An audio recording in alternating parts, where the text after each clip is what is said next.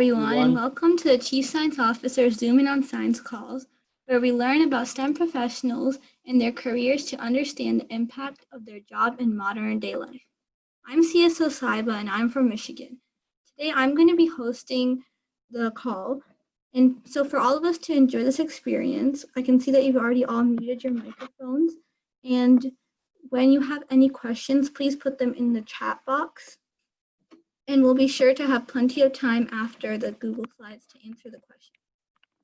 On past science calls, to keep us engaged during the quarantine, we've had many different scientists come in and teach us about their jobs. Today, we have Sandhiya, and she is a chemical engineer from New York.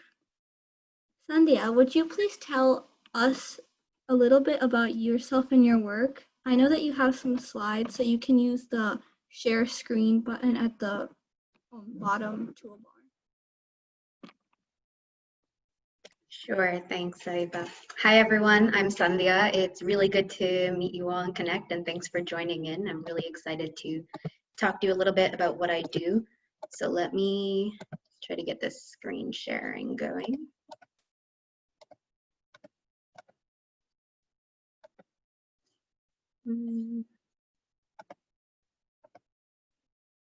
Okay, I think that should be fine. You can see it okay? Okay, great. So my name is Sandhya. Just to let you know, currently, so I work for Johnson & Johnson in their consumer products division in research and development. So I'm a scientist working on products for skin health. Just a little bit background about myself. So right now I live in New Jersey. My family is from New York, Long Island specifically. So the whole New York, New Jersey area is where I've been around a lot. Prior to this, before I was at Johnson & Johnson, I was actually at Revlon and Elizabeth Arden in their skincare department doing research and development as well. My education before that, I went to Columbia University at their School of Engineering. I got my master's in chemical engineering, and my undergraduate was at Stony Brook University, where I got my bachelor's in chemical and molecular engineering and specialized in nanotechnology and astronomy. So a lot of different areas, but I was really passionate about chemical engineering, so that's kind of what I stuck with and did my master's in, and my career now too is a lot of that. Some other things about myself, I know that some of you, and I'm talking to Saiba in the past, are involved in Science Olympiad. So I was very involved in high school and Science Olympiad, and while I was in college, I continued to work with my high school as a alumni mentor for some of the students on the team. So that was always a huge part of my life when I was in high school. And I've also worked a lot with the American Institute of Chemical Engineers and the Tau Beta Pi Engineering Honor Society. So I work right now to mentor students who are interested in STEM, interested in science or research. So that's something I'm always super excited about. So it's a little bit about me. And later on, I know that you were saying if you have any questions, you can put them in the chat. So if you have any questions later about any of these specific things about my background, let me know. So to get into a little bit of what I do now and what I was doing at Revlon and what I do now at Johnson & Johnson, I'm a scientist in skin health research.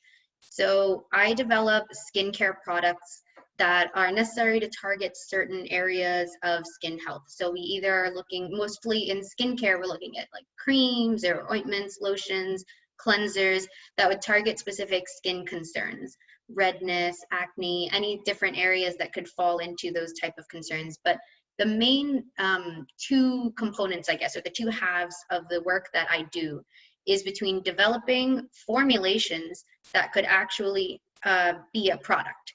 So when you're thinking about things you see on the shelves, like right now, brands that fall under J&J would be like Neutrogena, Aveeno, like these brands that you see all the time, and they have skincare products you would see on the shelf in a store. But what kind of products are they? That area is one part of my research that I work on. So typically, just to give you a little bit of information, skincare products are usually emulsions. So they're a combination, like a cream or a moisturizer might be an emulsion-based formula, which means that, like what you see in the diagram on the left, it's a combination of water and oil and some different ingredients, which are emulsifiers, which help them combine. So what an emulsion really is that normally, if you mix water and oil, they're immiscible. They're not able to mix together and they would form separate layers.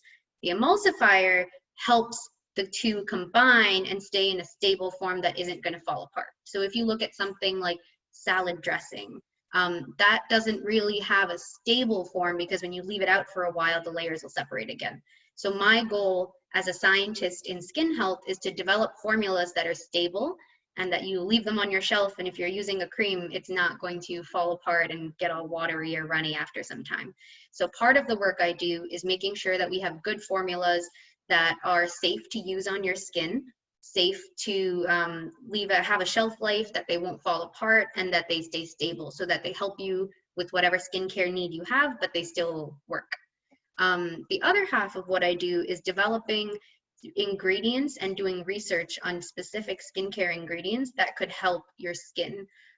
People have a lot of different skincare concerns like pigmentation or having spots, dark spots, different things like that. And especially we do a lot of work with aging skin and wrinkles. So something on the bottom is like an example of some of the experiments I do where we develop certain acids or certain ingredients that we could use in our formulas and test them out to see if they're gentle enough for the skin and if they work. So this was an experiment I was doing earlier in the year using one of these patented acids that we have and seeing how it would affect a flower petal to make sure that it's gentle enough to use for sensitive skin. So we put it in water, we put it in our acid, and we put it in lemon juice. That's a natural acid that's pretty strong to see how we can compare it. And the one in our acid didn't affect the flower at all, whereas the lemon juice broke it down a little bit. So the same kind of principles of scientific method that you would have learned in school, the same kind of things are what we apply in the lab. So that's some of the kind of research we do where we're trying to develop new ingredients and patent new things that could be really important to the world of skincare. So I had a little video to show you just what I filmed in the lab one day of making a formula. So what we're doing is a lot like cooking. We're weighing out different ingredients, waxes and oils, moisturizing ingredients, heating up our water, like I said, so we get them to a high temperature, something that can mix together and form that emulsion. Then we mix the water ingredients with the oil phase ingredients together. And we use this device called a homogenizer, which is kind of just like a mixer, but it goes at very high speed. And that's what helps mix the two of them together and turn them into just not going from two separate liquids into creamy. So this was a hand cream that I was making in the lab, and then I poured it into a jar so you can kind of see what that looked like in the end. And we also, just for testing in the lab, will sometimes pour them into little tubes and use this crimping machine to crimp them. So you kind of get to see a start to finish of raw materials all the way to a finished cream in a tube. So we go from end to end when we're doing stuff in the lab. So it's kind of cool because you see things on the shelves and you never really know what the process is that goes into making them. So that was just a little video I took one day while I was in lab to show you guys. Next, okay. So I wanted to talk about some of the research I did during my master's and my undergrad while I was in college.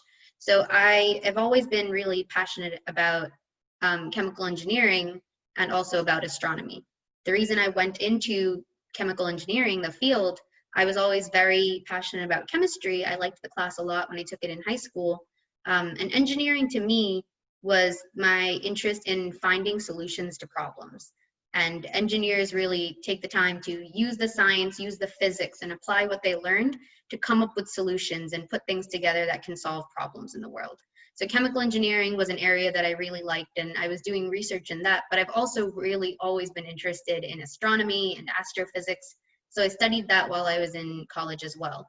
And I wanted to show you guys something of a cool opportunity I had to combine chemical engineering and astrophysics. So this was a research program I did at Princeton University one summer while I was in college. We were looking at this problem that came to us from a laboratory in Italy.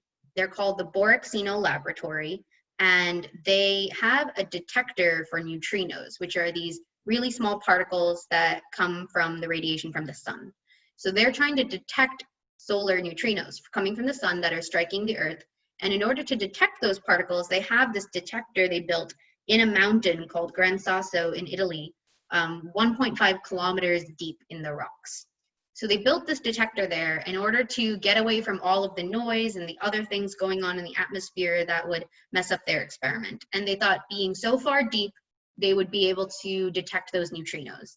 But they kept getting these other signals coming from radioactive material in the water they were using in their plant, in their the detector, the little round gray thing you see. So they came to us at Princeton and they came to the astronomy and chemical engineering departments together and said, can you build some kind of a device that'll help us purify the water that we use in that detector, get rid of the radioactive material that none of our normal purification methods are able to get rid of. And can you build that for us? And then we'll build the same thing over in Italy and see if it helps us and makes it work to find the neutrinos. So that was a really cool project I got to do because it was both. I got to do astronomy related things and chemical engineering. So the structure you see in the middle was what I built over the course of the summer. And when I say built, I mean, we had a glass blower on campus. I had to learn how to solder. I had wrenches and I put it all together.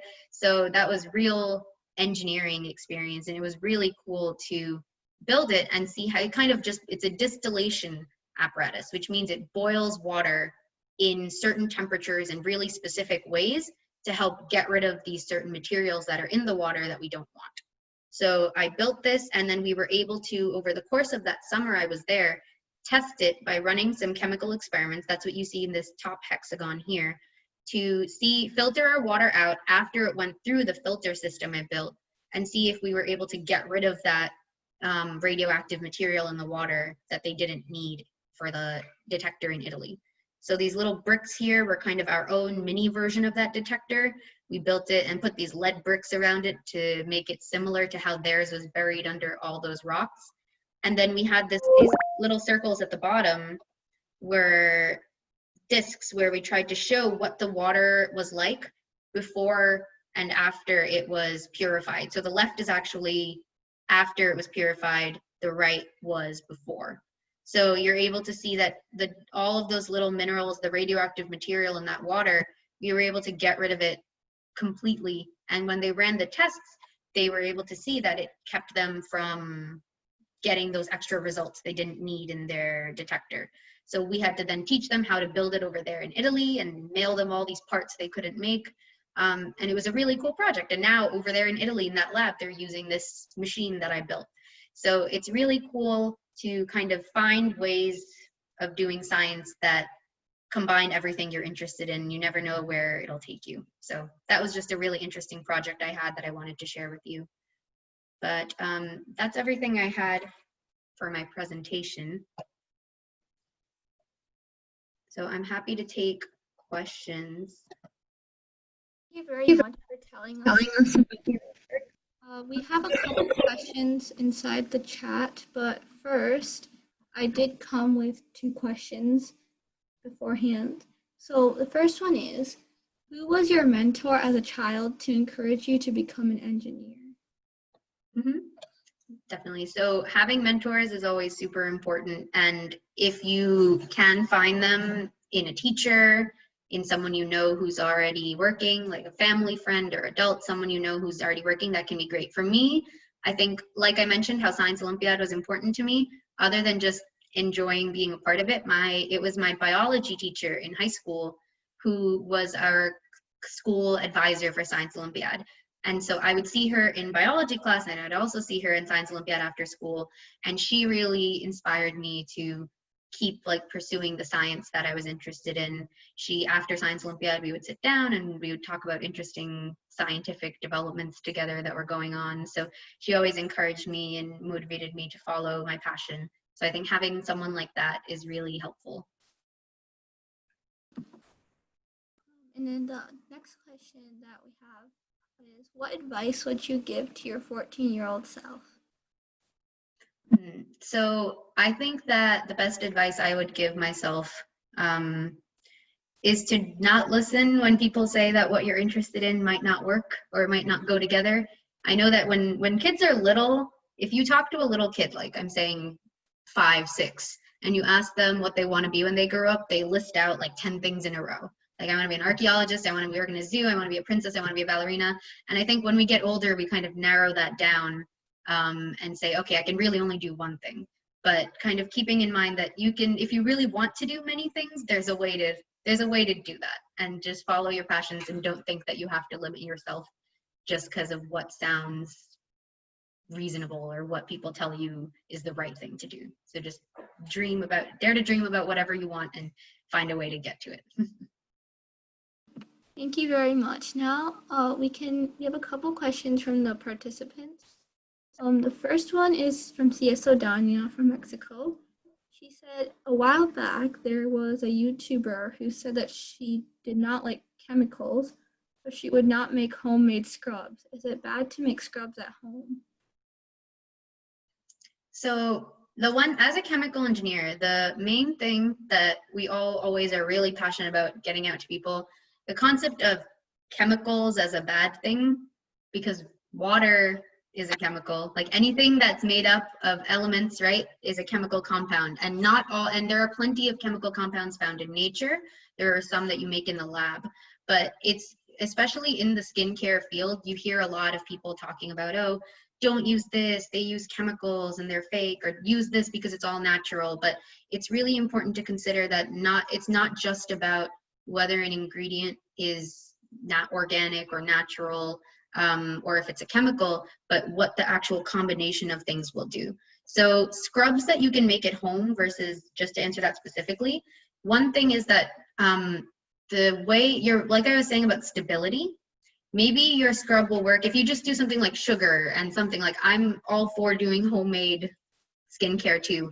But as a long-term thing, you'll see that some of these formulas that you make at home and that people make at home or give recipes for won't stay stable over time. They might break down, they might have a different chemical reaction than you intend, and then you put that on your skin and you'll see something else happening that you didn't want to happen. So I'd say always just be careful with those kinds of things, and consider the fact that, you can see all of the ingredients written on the back of any product you look at. So if you really want to know what is in them, look it up, and there's easy ways to see what each of those do. And I promise they're all in there for a reason. Like, our goal as scientists in skincare is to minimize we want our ingredient listing to be as short as possible, but sometimes you need to add extra things just because that's how it'll help it stay stable and not break down, fall apart, or do something bad to your skin. So I hope that answered. And then we have Kelly from CSO International was wondering, other than when we were talking about role models earlier, other than that, was there anything else that motivated you to engage in STEM? I think, school is good in that regard, like having good teachers, and if you're passionate about what you're learning in school, that can help. But separate from that, just doing a lot of your own reading and things like that. And it's even easier nowadays than it was maybe when I was little. Like, I used to have this book, it was called like the Big Book of Knowledge or something. It was like this big, and it was just full of science facts. So whenever I was bored or I had time, or if we had to go to the doctor office and I was sitting in the waiting room or something, I would just be reading through that. And then YouTube, and there's all these online like video series and different things like that you can look at now. So if you're interested, I think staying motivated to engage in science, if you're interested in a subject, you can find so many like free, easy to access resources online to learn more about it and go deeper into that topic. So I think that's something that's super important and can help you learn more about that topic and get engaged in it until you're actually able to study it and go work in that field. It's not just about doing it yourself, but also just learning as much as you can. So I would say that's important. Thank you. And I'm sorry if I pronounced this name wrong, but CSO Fatma from Kenya was asking if there were any ups and downs along the way of like your career, and if so, how did you overcome them? Yeah, I think I remember, I think Saiba, you and I talked about it at one point, like it's also like an obvious thing that you hear about a lot, like being a woman in STEM, and it's getting better over the years. Like when I was in high school, I was one of 3 girls in my AP physics class. And so at that point, we just kind of all stuck together and we're doing our thing.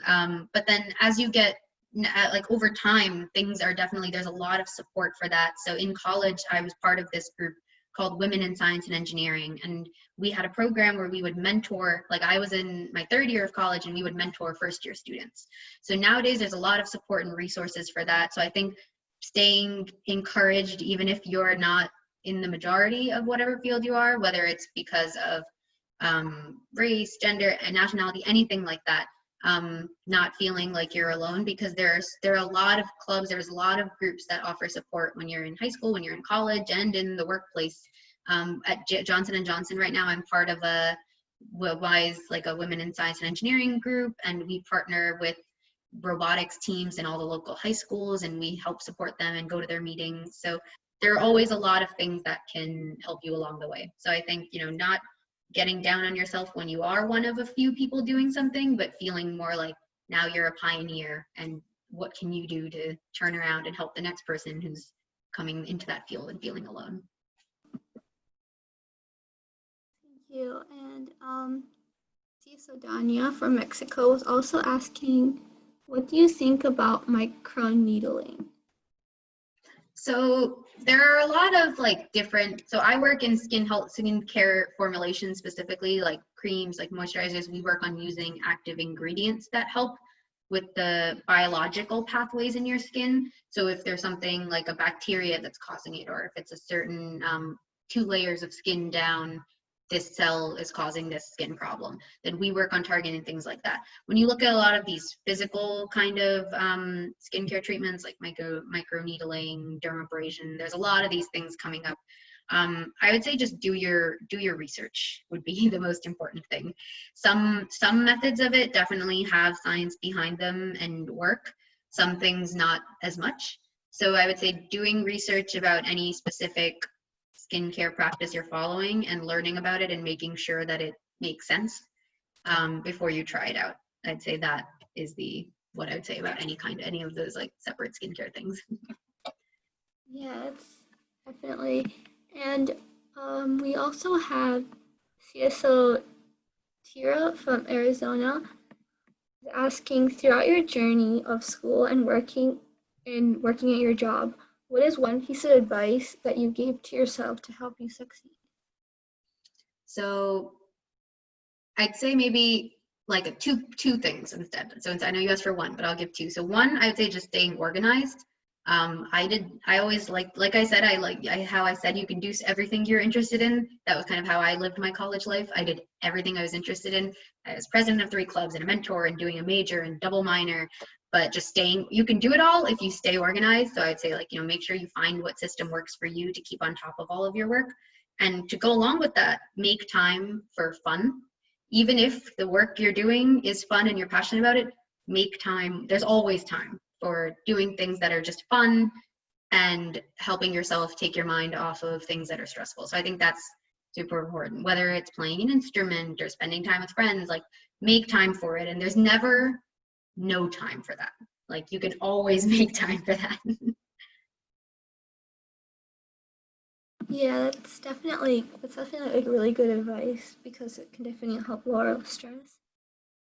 We also have, and I'm not sure if I'll pronounce this name right, but CSO Danushia from Kenya was asking, were people discouraging you when you came up with an idea to be implemented? And if so, did you overcome them? Yeah, definitely. And I think in college and in work and everything, you'll see working in teams that you don't necessarily choose yourself, that's all the time, everywhere. That's constantly happening. And there's always going to be differences of opinion. So sometimes you put out an idea and people are like, no, that's probably not going to work. You shouldn't try it. We should do this instead.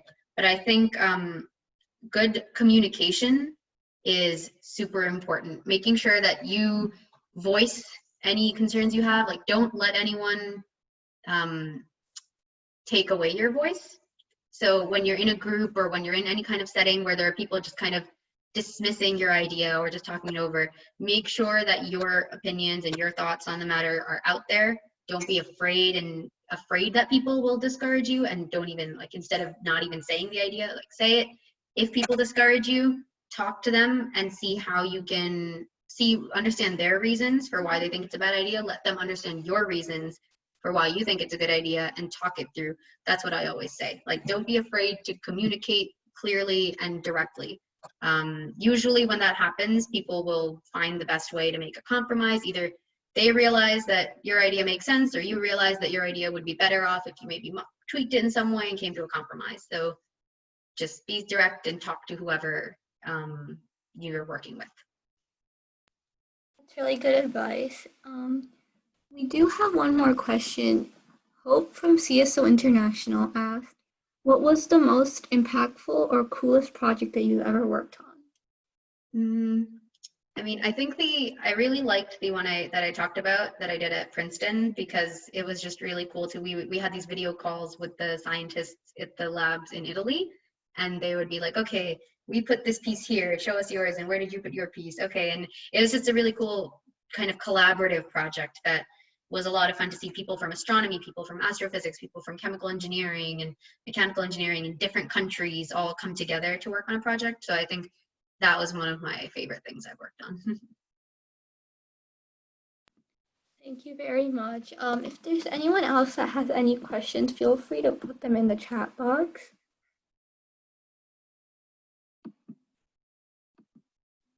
Yeah, and if you think of them later, I think, I don't know if you guys usually do this or not, but Saiba has my email address too, so feel free to contact me if you have any questions about anything or what I'm working on or what I've worked on.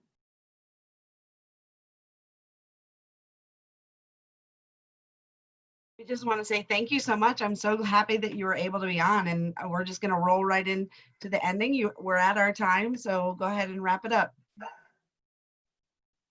Thank you very much for your participation today. But before we close up this call, we do have one final question.